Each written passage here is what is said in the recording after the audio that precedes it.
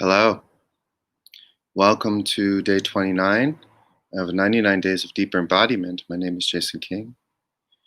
Just going to pause for a moment and wait for people to join.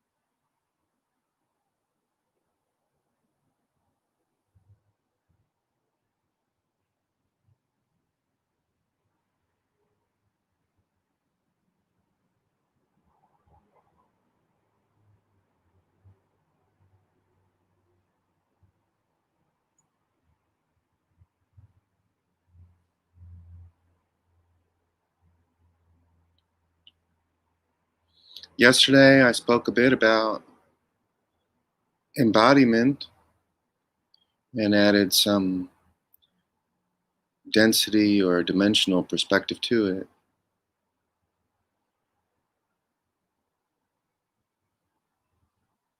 So, the intent of adding that perspective is not to confuse. Rather, it is to bring a deeper understanding, an understanding that allows one to see that embodiment is simply the becoming more aware of everything. There's a lot of ideas around ascension. That's a word that we often use in spiritual communities. Yet there's not a lot of understanding around ascension. There's a lot of imagination around ascension. A lot of ideas that say, "Oh my God, ascension is something that I have to work towards. I have to do a lot of practices. I have to ascend." So a lot of efforting is put into this idea of ascension. Choose the right timeline, be on an ascension timeline, eat the right foods, hold the right frequency, hold the right energy. It's very stressful. Very stressful. Oh my gosh. You know, take the right activations, be with the right teachers. Who knows? It can go very deep. I know. I followed it. And it's quite silly because it's all, just the mind playing. Um, and so this idea of ascension is really a rabbit hole in my experience because there's a lot of imagination around it. And when I say imagination, what am I referring to when I say imagination? When I say imagination, I mean ideas that the mind is projecting as far as the future is concerned, as far as what the future might look like. And so that is imagination. That is the definition of imagination. That is what imagination is. So when we begin to imagine a future or a potential future, that is the mind. So let's just see that clearly. So when when we talk about ascension and we begin to imagine a different world,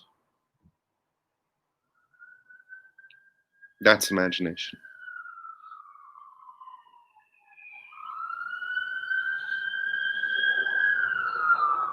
And so embodiment It has nothing to do with imagination at all. It is the antithesis of imagination. It is not imagining anything at all. Stop imagining. Just stop. So this brings us deeper into now. This brings us deeper into the body. And then from there, as we're more present, as we're more aware, as there's more presence and there's more awareness, then when ideas do show up, there's more space around them. There's more awareness around them. And with more awareness around them, there's an ability to feel them. So an idea shows up and I can feel the idea. And I could feel the idea so precisely that when I feel it, I can decide whether it's an idea that I want to play with or whether it's an idea that I want to drop. Whether it's a belief that feels good to pick up and play with, or I could just let it be there. And when I say drop, there's no action in dropping. There's no doing in dropping. It's just recognizing, hey, there's an idea here, seeing that there's an idea here, and not touching it at all.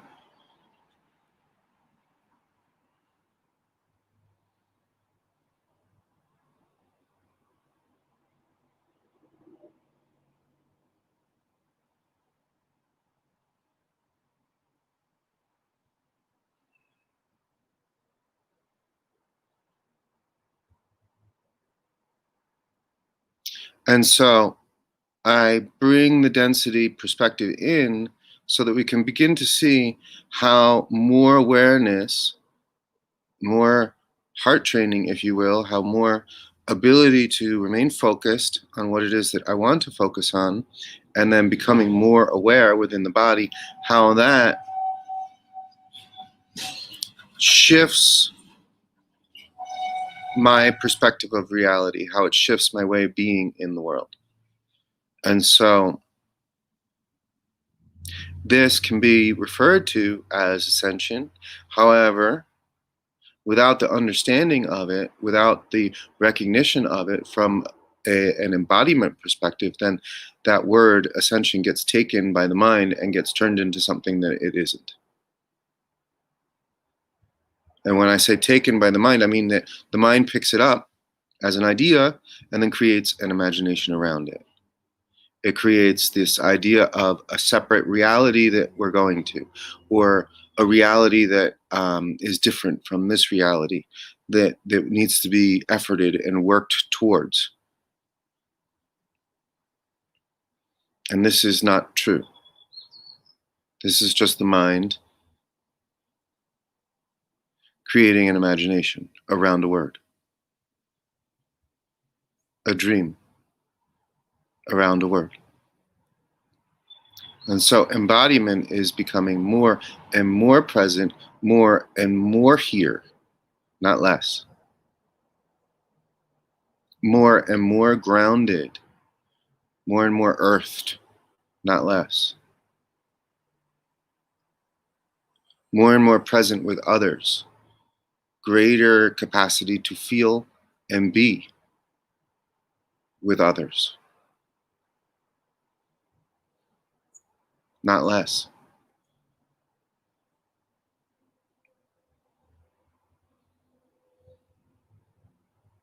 So my experience is that initially it's difficult. Like initially when I began to embody fully, there was a lot of trauma in my body, a lot of trauma.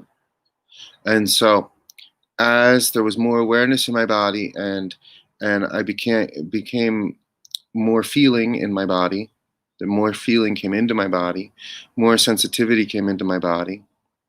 And in my case, a lot of that sensitivity came from opening my body up with plant medicines as I was training with healers in the jungle. Now, how this happens with others, it varies. I've met a lot of people, and they all have different stories about how they began to open up to greater and more sensitivity and awareness within themselves. Some people have spontaneous awakenings, Kundalini awakenings in yoga classes. Others might be in a area of the world like Sedona, for example, where there is a lot of energy. Sedona has a lot of energy because of the rock formations, the crystals. You know, someone else might have a spontaneous awakening in a crystal bowl ceremony where there's a lot of tones, and then their body opens. So it really varies. There's no set path for us. I was talking to someone the other day, and they were saying to me, I wish that my awakening had been a little bit different. I wish that I had had more time along the process to really explore and to really, develop my capacity to feel and to be present. And now I find myself in a place where there's a lot of sensitivity in my body, but then there's also a lot of unprocessed trauma and a lot of stuff to feel through that I haven't been able to take responsibility for. And now it's showing up in my body as a lot of contrast. And so that was also the case with me. It's like, here I am working with plants and apprenticing with jungle healers, and the plants have this way of opening the body up and bringing a lot of awareness into the body very quickly. And so when I say awareness again, I'm going to repeat this, I mean felt sense, the ability to feel, the ability to feel anything that's there. And in our limited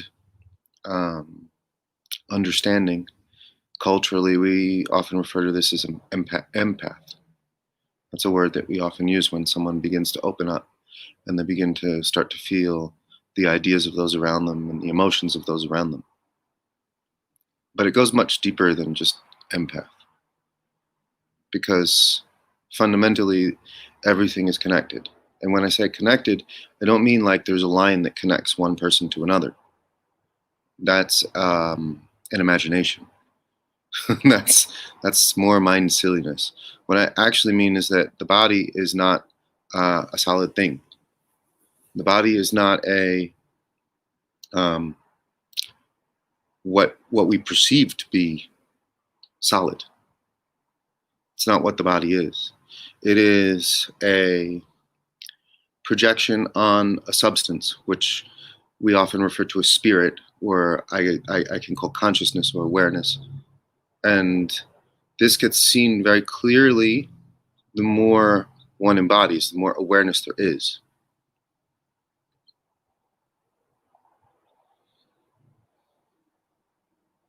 There was a time that I was dieting a particular plant, and a plant, dieta, is a way of using a plant to open the body more.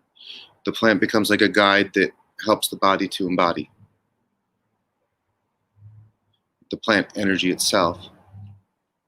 Because when we're taking in a plant energy, then we're only bringing one energy into the body in a very strict fashion. Normally when we're eating, and we're eating unconsciously, what we're eating is a party of energies.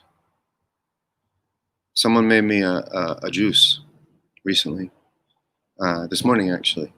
And as I could feel the juice, I could feel the party of energies in it. And these energies are energies of all different types of things. Nuts, chocolate, fruits. And every single one of them has their distinctive song, their distinctive way of being, their distinctive energy signature, frequency, however we want to refer to that, doesn't matter. Each one of them is consciousness in a unique expression. And so when we put a whole bunch of them together and ask them to dance together, there's conflict, naturally. Naturally, there's conflict because it's a lot of noise. One frequency tone Say I have a crystal bowl and I just sound the tone, or a bell, and I sound the tone. That is one tone.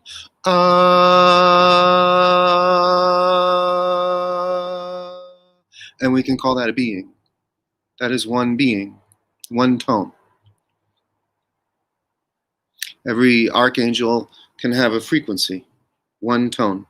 We can see that light, when we spread it out into its various different fractals or colors in a rainbow, each one of them has a frequency.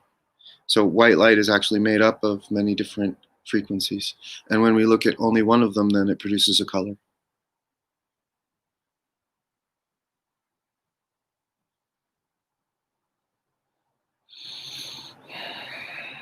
And so in the purity of what is, when it's a very pure solid tone, that can be referred to as an angelic frequency.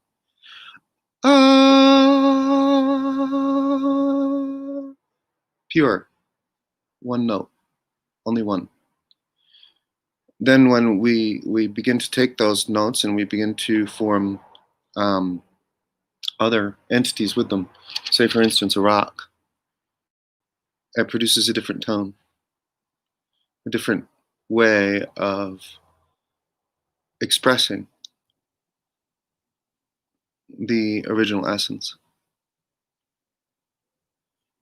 And then a plant has a more complicated song. And then a human, its own song, which is even more complex.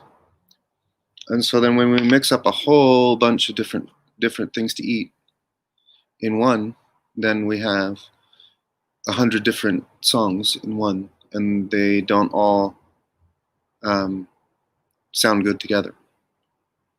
It's like listening to an orchestra that doesn't have a conductor. And so this is the way that we eat in our society. We eat very unconsciously.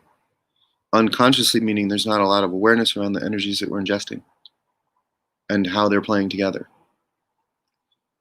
And so this unconscious way of eating is bringing conflict into the body all the time, because those tones are conflicting.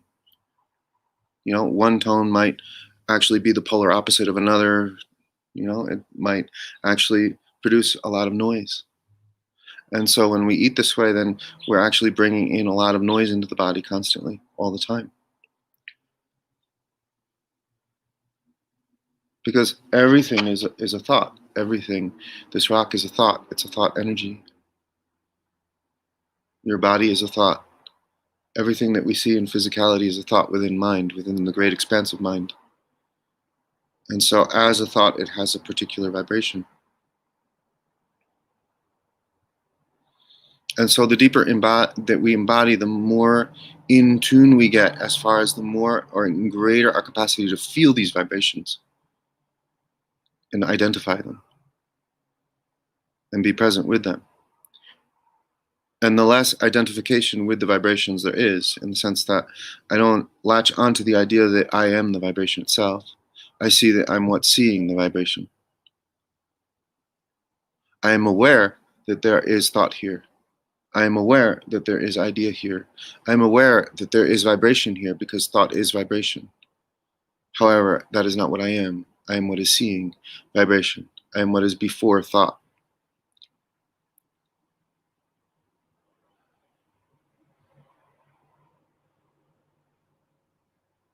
And so as what is before thought, then I have infinite ability to move within mind all the time, because I'm always conscious, I'm always aware, I'm always seeing.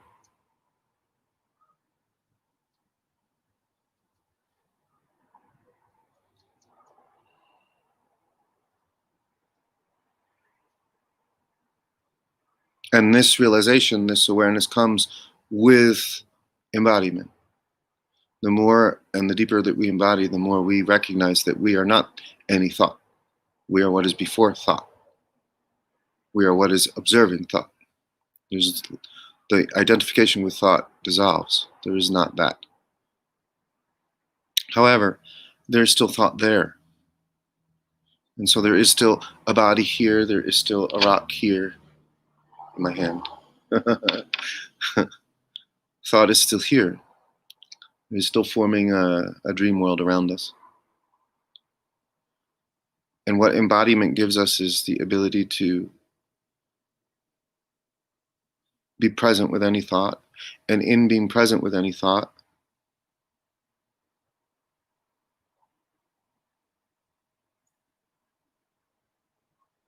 then the ability to dissolve thought is found, is recognized. Oh, I can be present with any thought, and in my presence, in presence itself, thought dissolves.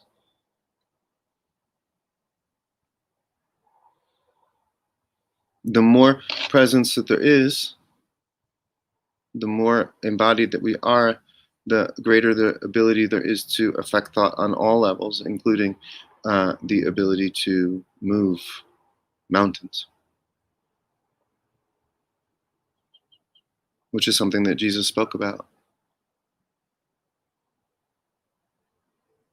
When two or more agree in my name, that mountain shall be moved.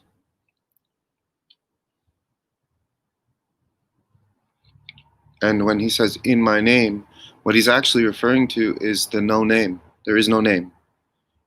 It is pure awareness. There is nothing there, in the sense that there is no name. I stop naming the mountain, and in stopping naming the mountain, in not believing that there is a mountain there, then the mountain is moved. In recognizing that what is actually there is pure spirit, then I can dissolve the idea of a mountain being there fully and completely. And this is how we begin to tap into our own self-healing ability.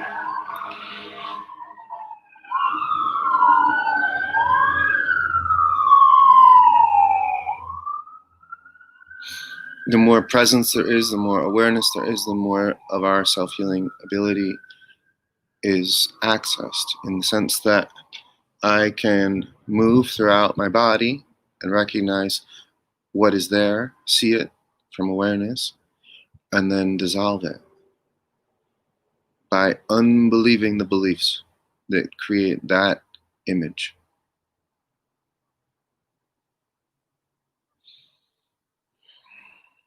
And when I say unbelieving the belief that creates that image, by focusing on something different, by focusing on the fact that I am what is seeing the belief, I am not the belief itself, I am not the thought itself. And then this undoes the belief.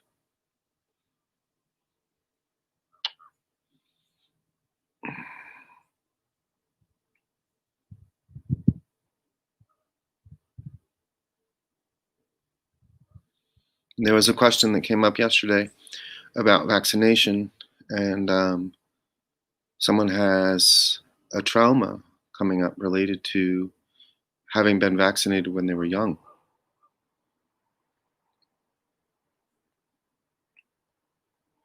And so the question was, how do I clear this trauma? What can I do to clear this energy from my awareness?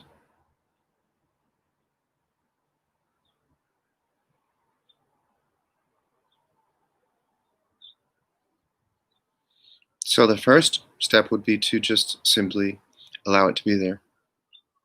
Okay, there's a trauma here, and it looks like a trauma that says that when I was vaccinated that it hurt my body.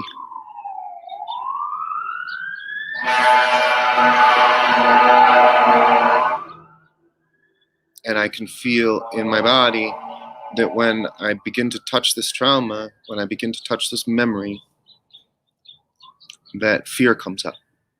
There's a lot of panic and fear around it. I feel that energy in my body. Okay? So now we are recognizing it. We're just allowing it to be there. We're sinking and dropping deeper into this experience.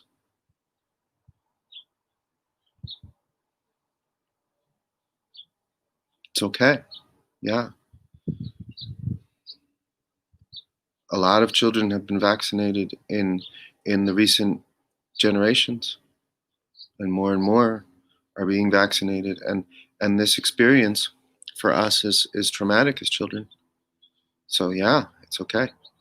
Let's be with that. Let's feel that. That's very traumatic. There's a lot of fear from a child's perspective of this experience. I can go into that. My mother brings me into a doctor's office. The doctor's office is very cold.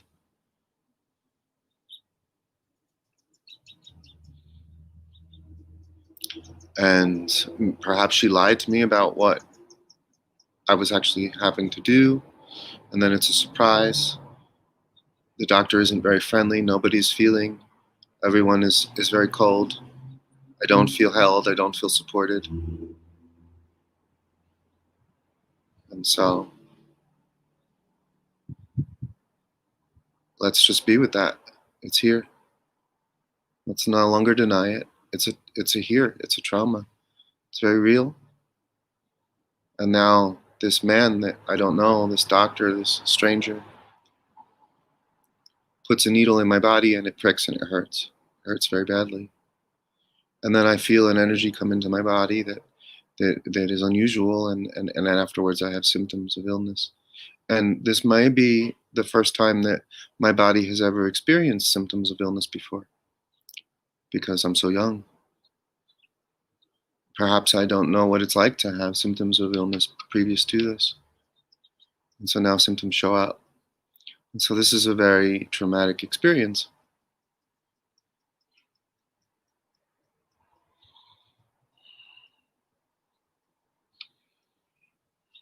And it's only natural that a lot of fear arises around it. And then it's repeated multiple times when we're young. And so the re-traumatized, repeated, re-traumatized. And so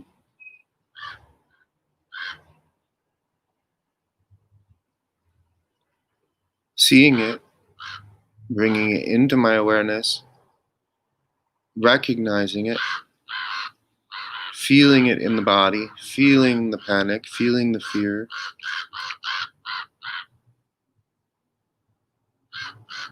This is beginning to clear it. This is beginning to allow myself to feel that memory and the emotions and the charges around it. And as I begin to feel that, as I begin to sink deeper into it, allowing myself to become more aware of it, allowing myself to feel the feeling of rage, the feeling of betrayal, the feeling of anger, the feeling of fear, the feeling of panic around it. Just bringing more resource energy up and through my body, up and through me, resource energy in presence, and just being fully and completely present with this sensation. Fully and completely present with the sensation of having a needle pricking me as a child, with no judgment around it. No judgment at all around it. Just allowing it to just be there.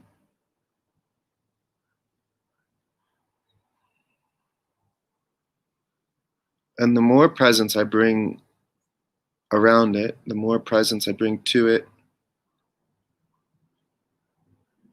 the lighter it becomes. There's no more separation between me and that experience anymore. I'm just allowing myself to fully and completely integrate it, fully and completely feel it all the way through. And so now, as I fully and completely integrate it and fully and completely feel it all the way through, then I can forgive my parents for doing the best that they could, and feel that too. Just allow it all. They're doing everything that they can, everything that they knew how to do, the very best that they could. And feel that. Allow that. Allow that through, because the energy of forgiveness is always what aligns us with what is. It always aligns us with presence. It always aligns us with truth. And when I say truth, I just mean presence, isness, here, now, with no ideas about it. What separates us from isness, what separates us from presence, what doesn't allow us to be here now is always an idea. And what are these ideas? These ideas are always ideas that say that I need to protect myself, that something bad might happen, that you are thinking something about me that is threatening. It's always some sort of feeling of being different and disconnected.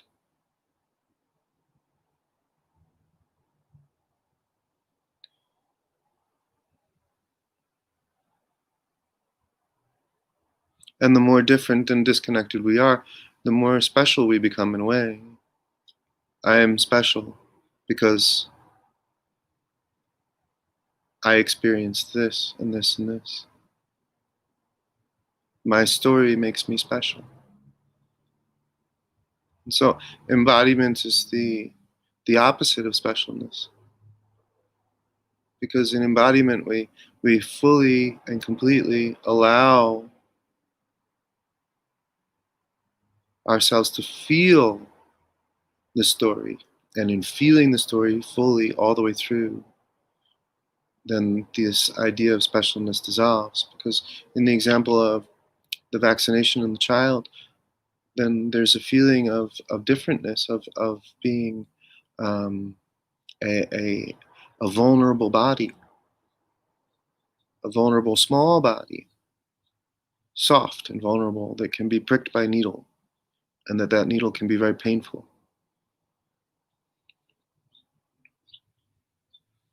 And so this gives an idea of being separate from everything else and from everyone else,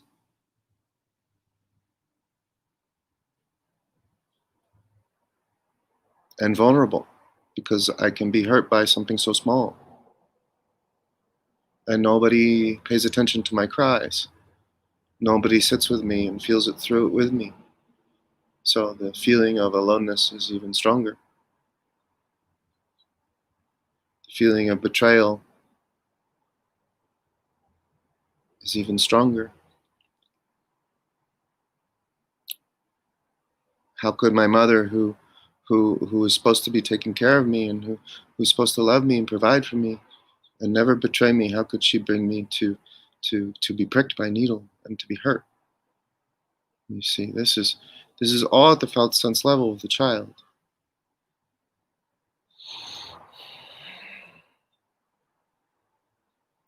You see, so we're just feeling through all of this, accepting all of it at an emotional level.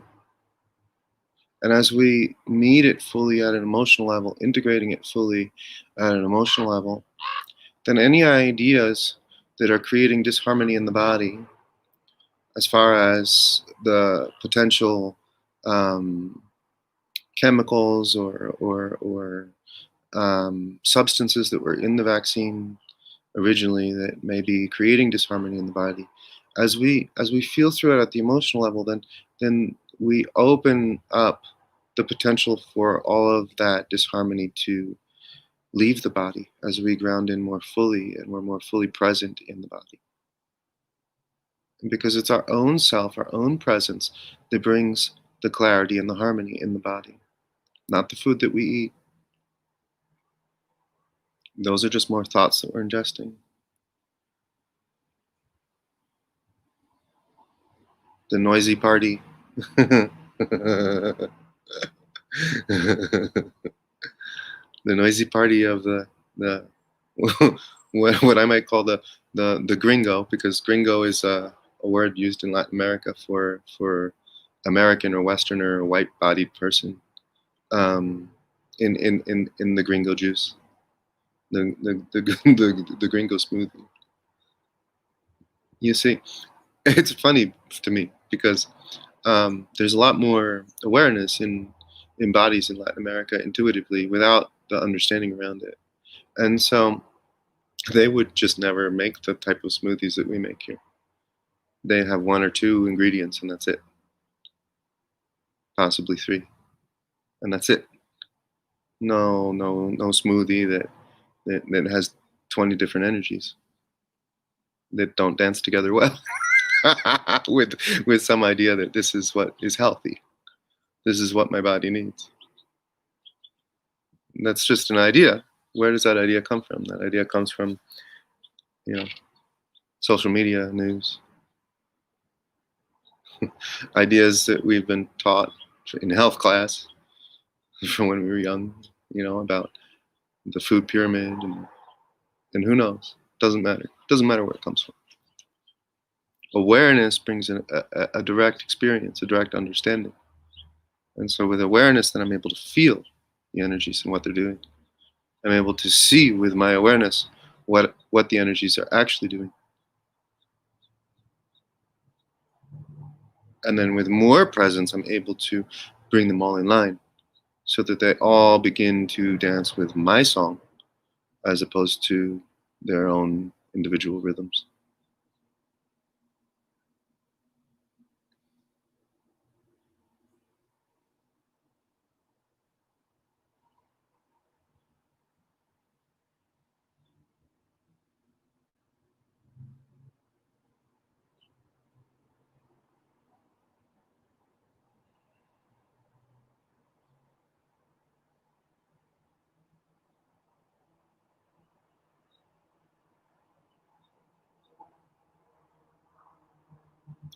Be wary of the mind dismissing this information,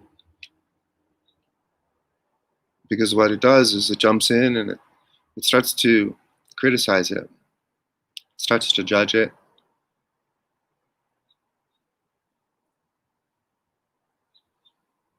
It pulls up information that you may have read about or heard about to cover up what is being shared here. And just see it. See what the mind is doing. Be wary, as in be more aware.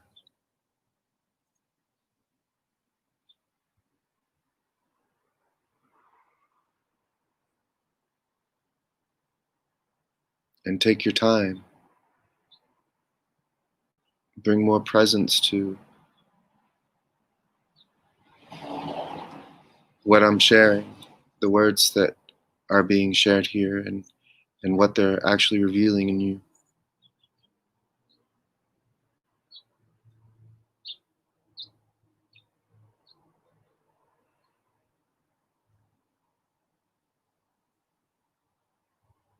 I love you very much. I'll speak to you tomorrow for day 30. Bye bye now.